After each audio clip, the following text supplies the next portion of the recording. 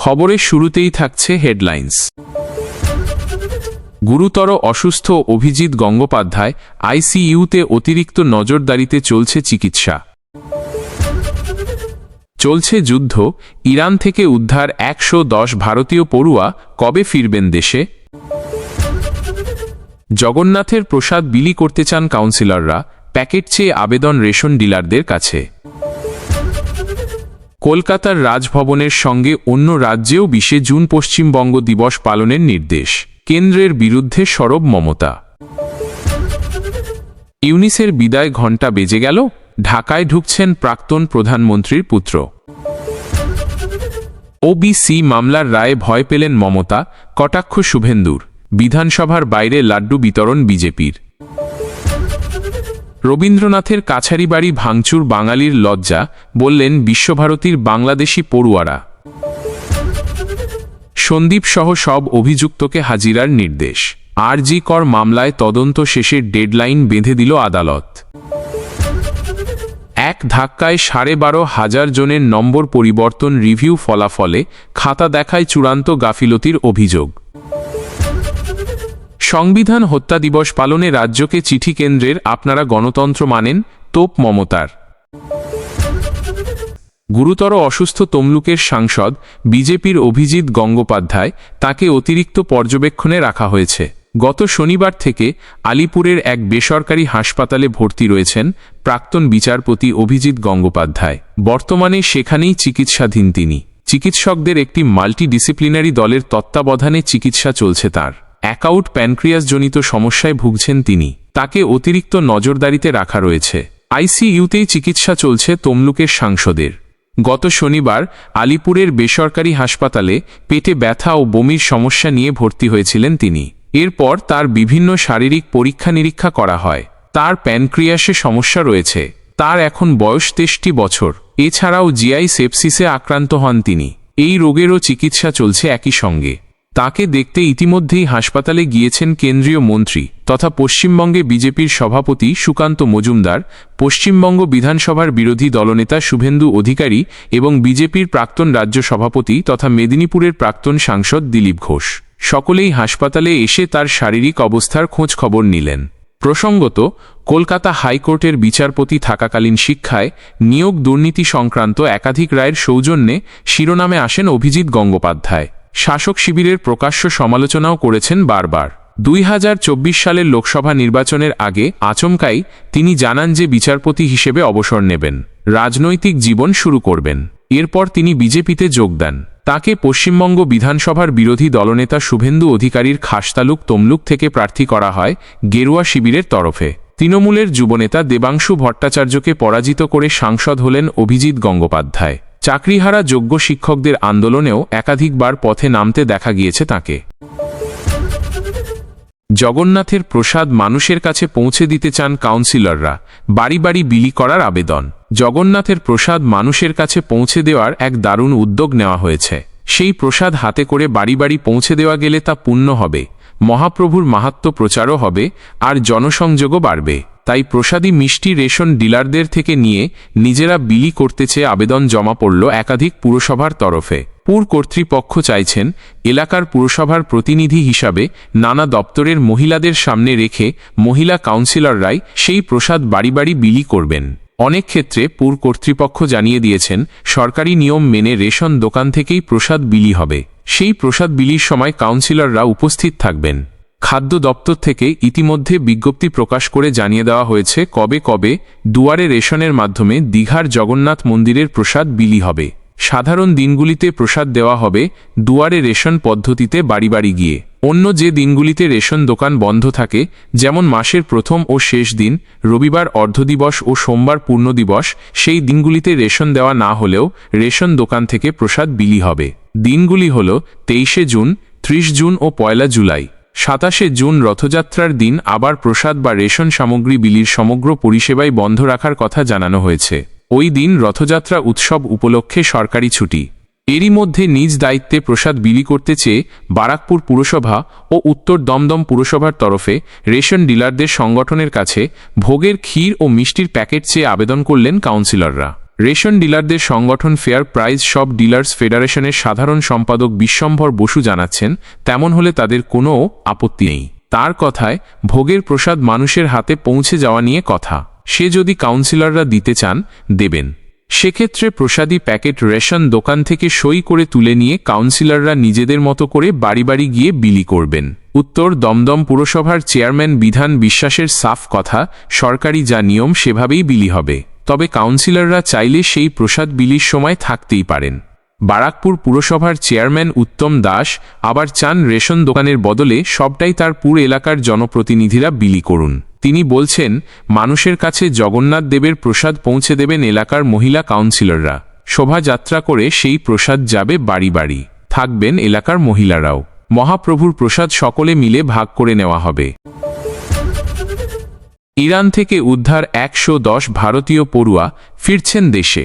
Iran থেকে ফিরিয়ে আনা অন্তত 110 জন ভারতীয় পড়ুয়াকে নিয়ে একটি বিমান বুধবার রাতে দিল্লি পৌঁছবে।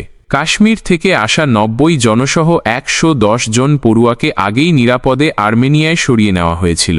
জে&কে স্টুডেন্টস অ্যাসোসিয়েশন জানিয়েছে, পড়ুয়ারা আর্মেনিয়া থেকে দোহায় পৌঁছল।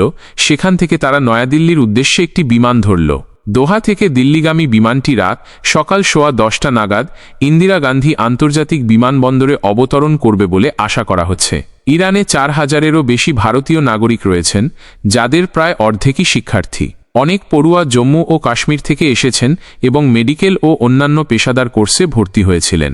এর আগে জম্মু ও কাশ্মীর স্টুডেন্টস অ্যাসোসিয়েশনের সভাপতি নাসির খুহামি হিন্দুস্তান টাইমসকে বলেছিলেন, বেশিরভাগ শিক্ষার্থী ইরানের উর্মিয়া মেডিকেল বিশ্ববিদ্যালয়ের শিক্ষার্থী।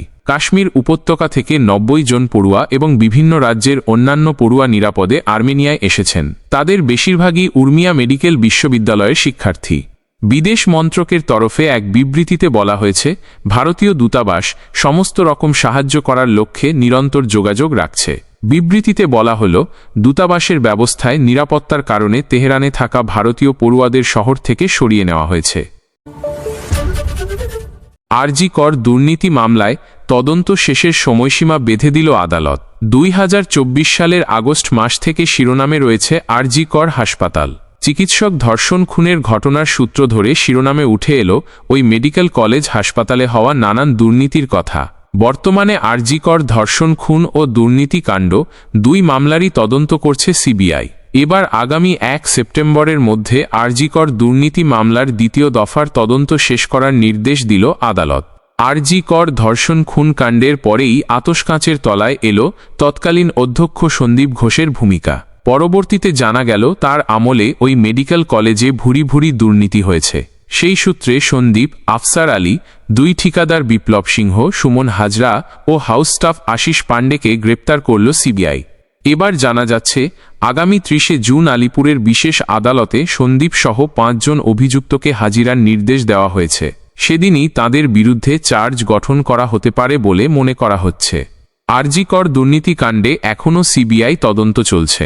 অভিযুক্তদের আইনজীবী আদালতে তদন্ত চলছে, এই নিয়ে প্রশ্ন তুললেন। তিনি বললেন, এখনও এই কাণ্ডের তদন্ত চলছে, তাহলে কিভাবে বিচার প্রক্রিয়া শুরু করার কথা বলা হচ্ছে? 2 তরফের সওয়াল জবাব শোনার পর দ্বিতীয় দফার তদন্ত শেষ করার সময়সীমা বেঁধে দিল আদালত। নির্দেশ দেওয়া হল, আগামী 1 সেপ্টেম্বরের মধ্যে তদন্ত শেষ করতে হবে। তবে আগামী 30 জুন 5 অভিযুক্তকেই আদালতে হাজিরা দেওয়ার নির্দেশ দেওয়ায় মনে করা হচ্ছে সেদিনই এই মামলায় চার্জ গঠন করা হতে পারে। উল্লেখ্য, আর মাস 2 পরেই আরজি কর কাণ্ডের 1 বছর হয়ে যাবে। তবে এখনও আরজি কর ধর্ষণ খুন ও আর্থিক দুর্নীতি মামলার তদন্ত করছে সিবিআই। এর মধ্যে আগামী 1 সেপ্টেম্বরের মধ্যে আরজি কর আর্থিক দুর্নীতি মামলার দ্বিতীয় দফার তদন্ত সম্পন্ন করার নির্দেশ দিয়ে দিল আদালত। ইউনিসের বিদায় ঘণ্টা বাজল। ঢাকায় ফিরছেন প্রাক্তন প্রধানমন্ত্রীর পুত্র। ইউনিসের গদি আর কদিনের। বাংলাদেশ প্রস্তুতি নিচ্ছে ফের পালাবদলের। শেখ হাসিনার সরকারের পতনের পর বাংলাদেশ চালাচ্ছে মোহাম্মদ ইউনূসের নেতৃত্বাধীন অন্তর্বর্তী সরকার। তবে সেই সরকারের স্থায়িত্ব আর বেশি দিন নয়। বাংলাদেশে নির্বাচিত সরকার আসবে এবার, আর তার আগেই বাংলাদেশে ঘটতে চলেছে বড় কিছু। 17 বছর পর এক বিশেষ ব্যক্তি পা রাখতে চলেছেন বাংলাদেশে। কে তিনি? শোনা যাচ্ছে বাংলাদেশের রাজনীতিতে নতুন এক অধ্যায়ের সূচনা হতে চলেছে। বাংলাদেশে ফিরে আসতে পারেন বিএনপির ভারপ্রাপ্ত চেয়ারপারসন তারেক রহমান। আগামী জুলাই মাসেই দেশে ফিরতে পারেন খালেদা পুত্র। 17 বছর পর তিনি বাংলাদেশে ফিরতে পারেন। ওপার বাংলায় জোর জল্পনা, ইউনূসকে সরিয়ে এবার বাংলাদেশের গদিতে বসতে চলেছেন তারেক রহমান। গত 13 জুন লন্ডনে মোহাম্মদ ইউনূস দেখা করলেন বিএনপির চেয়ারপারসন তারেক রহমানের সঙ্গে। এরপরই মোহাম্মদ ইউনূস বাংলাদেশের নির্বাচন নিয়ে নিজের অবস্থান থেকে সরে এলেন। 2026 সালের এপ্রিল মাসে নির্বাচনের কথা বলেছিলেন তিনি। বিএনপি দাবি জানিয়েছিল চলতি বছরের ডিসেম্বর মাসে নির্বাচন হোক। ইউনূস তারেক রহমানের সাক্ষাতের পরই সুর নরম করে ইউনূস জানালেন যে রমজানের আগেও নির্বাচন হতে পারে। শোনা যাচ্ছে 2026 সালের ফেব্রুয়ারি মাসেও নির্বাচন হতে পারে। এদিকে ইউনূসের সঙ্গে সাক্ষাতের পরই শোনা যাচ্ছে বাংলাদেশে ফিরে আসতে পারেন খালেদা জিয়া ও জিয়াউর রহমানের বড় ছেলে তারেক রহমান। 2008 সালে শেখ হাসিনার আওয়ামী লীগ সরকার ক্ষমতায় আসতেই দেশ ছেড়ে চলে গিয়েছিলেন তারেক রহমান। হাসিনা সরকার সেই সময় তারেকের বিরুদ্ধে একাধিক গুরুতর ধারায় মামলা করেছিল। শাস্তি থেকে বাঁচতেই তারেক দেশ ছাড়লেন। হাসিনা সরকারের পতনের পর একে একে তারেক রহমানের বিরুদ্ধে মামলাগুলি খারিজ করে দেওয়া শুরু হলো।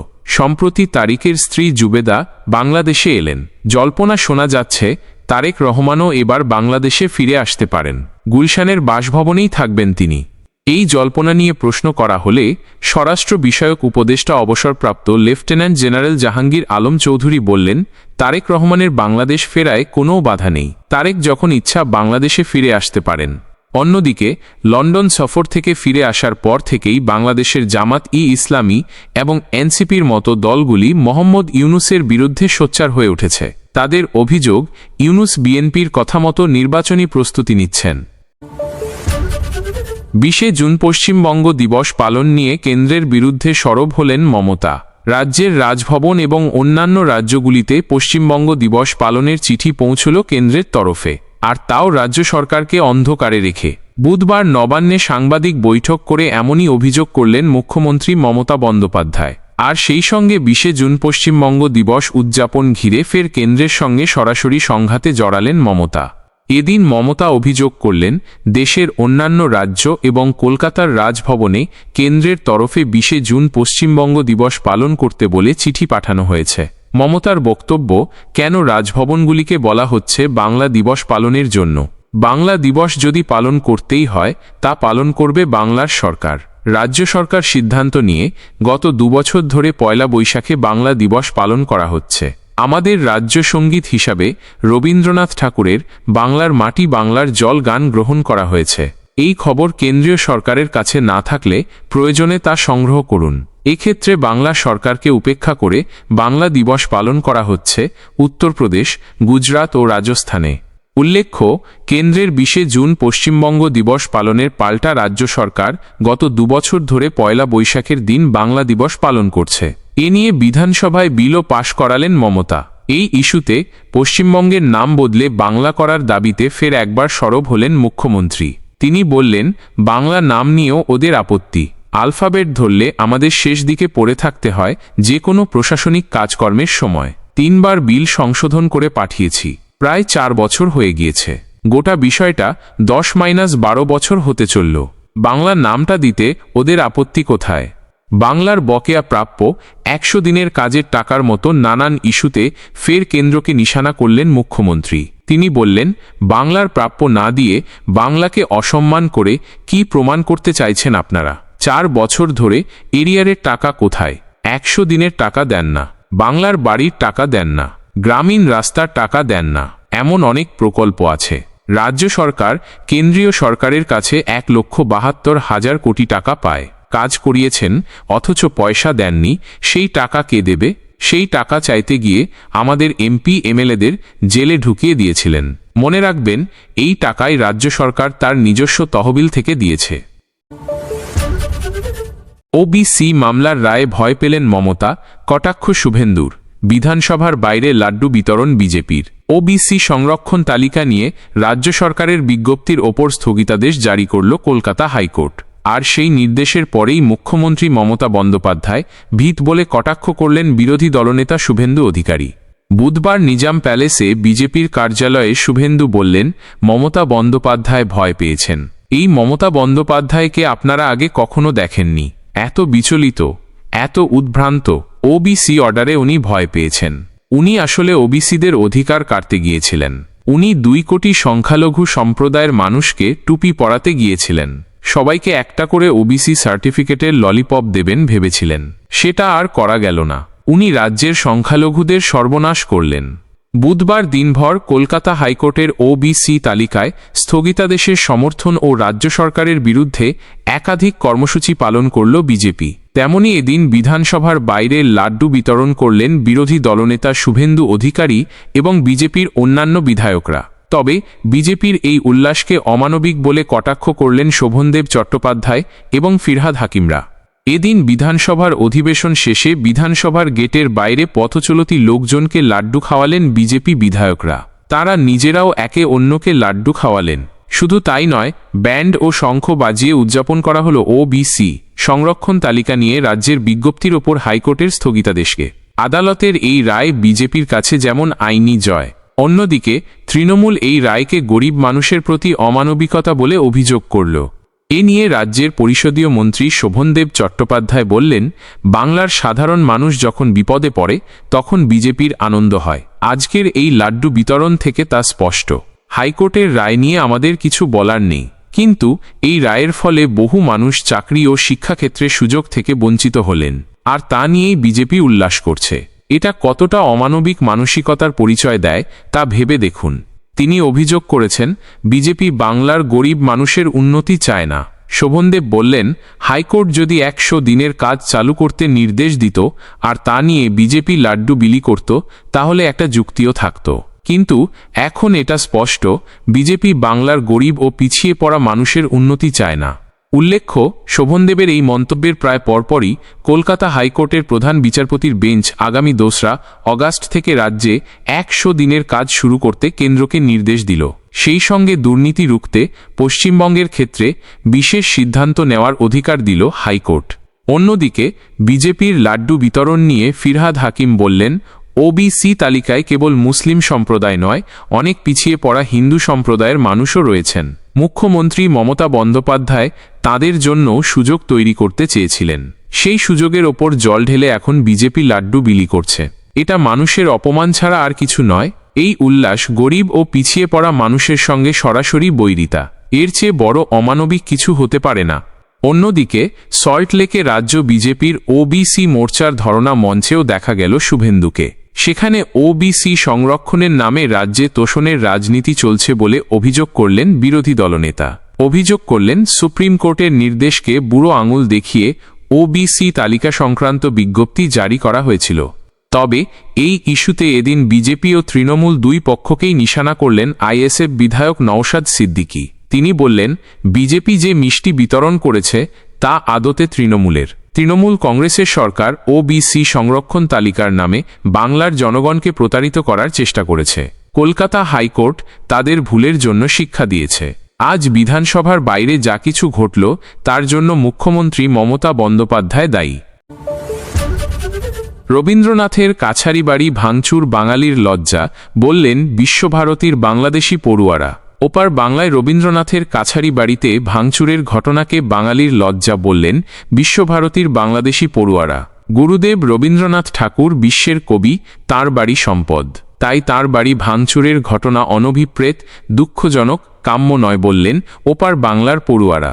শুধু তাই নয়, বাংলাদেশ সরকারের প্রতি আস্থাও রাখলেন তাঁরা, যাতে ভবিষ্যতে এই ধরনের ঘটনা না ঘটে। 2.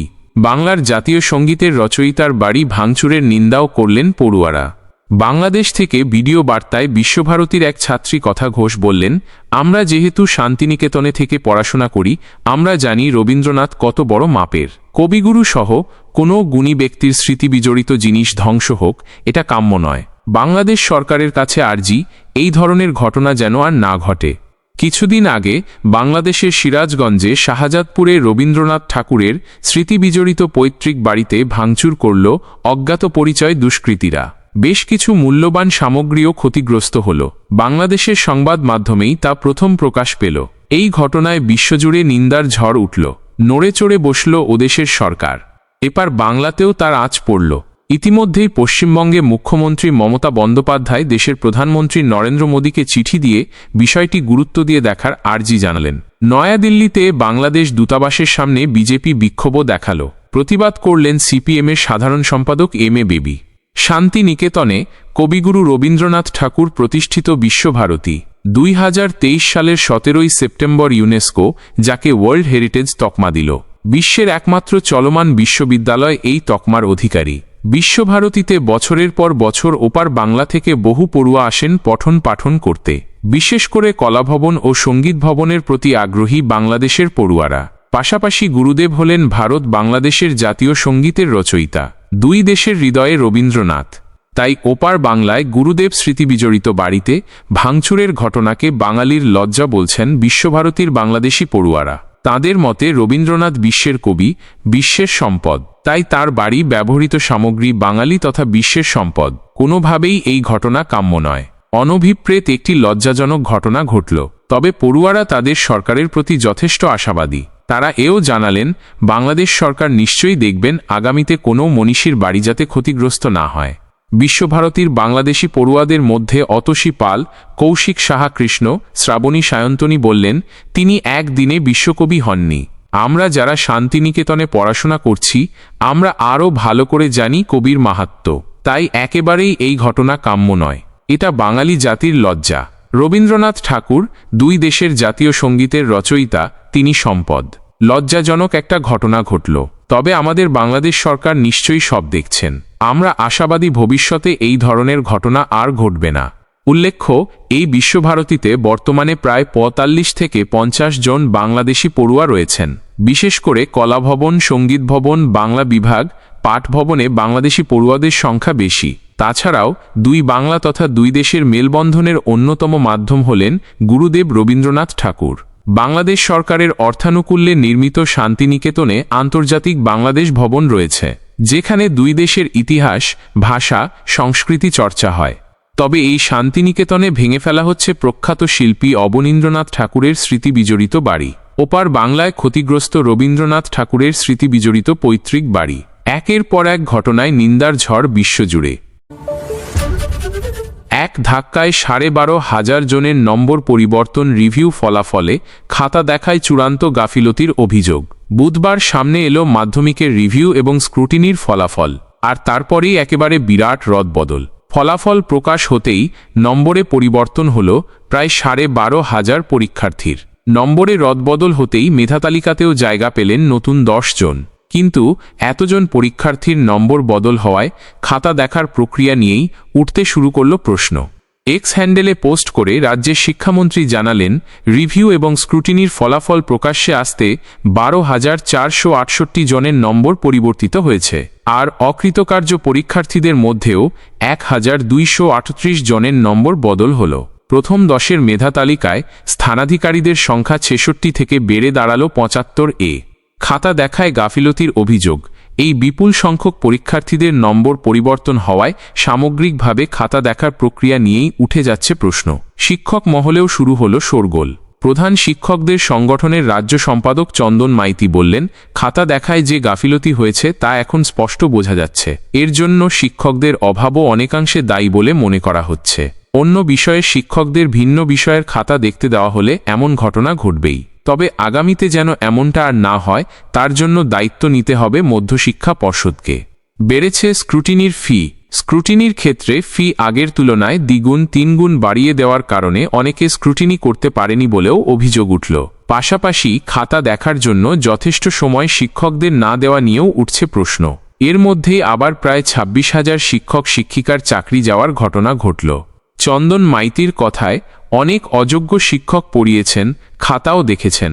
যোগ্য অযোগ্যের তালিকা প্রকাশ না পাওয়ায় অযোগ্যদের চিহ্নিত করা যায়নি। সব মিলিয়ে খাতা দেখায় চূড়ান্ত গাফিলতি হয়েছে বলে মন্তব্য করলেন তিনি। সংবিধান হত্যা দিবস পালনে রাজ্যকে চিঠি কেন্দ্রের, আপনারা গণতন্ত্র মানেন? তোপ মমতার। 1975 সালের 25শে জুন ভারতীয় গণতন্ত্রের ইতিহাসে অন্ধকারতম দিন। জারি হয়েছিল জরুরি অবস্থা। এবার সেই দিনে দেশজুড়ে সংবিধান হত্যা দিবস পালনের নির্দেশ দিল কেন্দ্র। এই মর্মে রাজ্যের মুখ্য সচিবকে চিঠি দিল সংস্কৃতি মন্ত্রক। কিন্তু তা নিয়ে চরম আপত্তি বাংলার মুখ্যমন্ত্রী মমতা বন্দ্যোপাধ্যায়ের। তার তোপ, আপনারা গণতন্ত্র মানেন? আজ দেশে গণতন্ত্র আছে। সাফ জানিয়ে দিলেন রাজ্য 25শে জুন গণতন্ত্র হত্যা দিবস পালন করবে না। বুধবার নবান্নে সাংবাদিক সম্মেলন করলেন মুখ্যমন্ত্রী।